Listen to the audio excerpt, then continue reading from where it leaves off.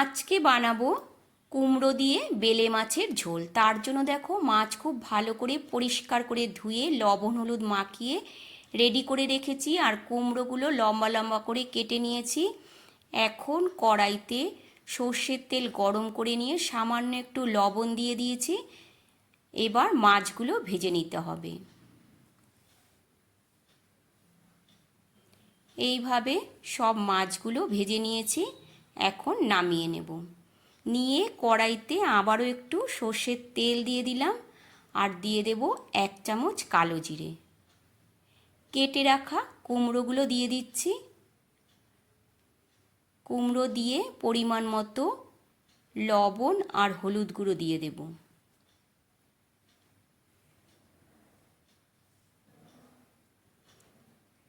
এখন কুমড়োগুলো একটু লাল লাল করে ভেজে নিতে হবে।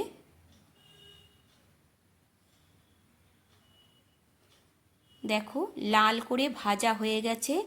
এখন এর মধ্যে দিয়ে দেব রেডি করে রাখা মশলা। এখানে পেঁয়াজ, কাঁচা লঙ্কা, আদা আর অল্প করে একটু টমেটো একসাথে পেস্ট করে দিয়ে দিয়েছি।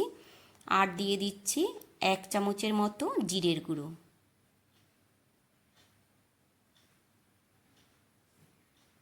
দিয়ে দিলাম 2টো কাঁচা লঙ্কা। এবার খুব ভালো করে মশলার সাথে কষিয়ে নিতে হবে কুমড়োটা।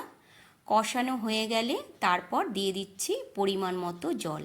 যেহেতু একটু ঝোল ঝোল হবে তার জন্য একটু পরিমাণ বুঝে জল দিয়ে দিলাম।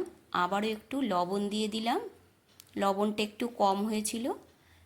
এখন ঝোল খুব ভালো করে ফুটে গেছে। দেখো ভেজে রাখা মাছগুলো দিয়ে আবারও একটু ঝোল ফুটিয়ে নিতে হবে।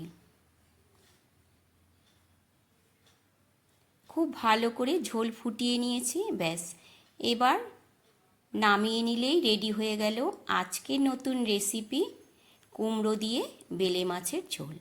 দেখো কুমড়ো কিন্তু একদম সেদ্ধ হয়ে গেছে। এখন গ্যাসটা অফ করে নামিয়ে নেব।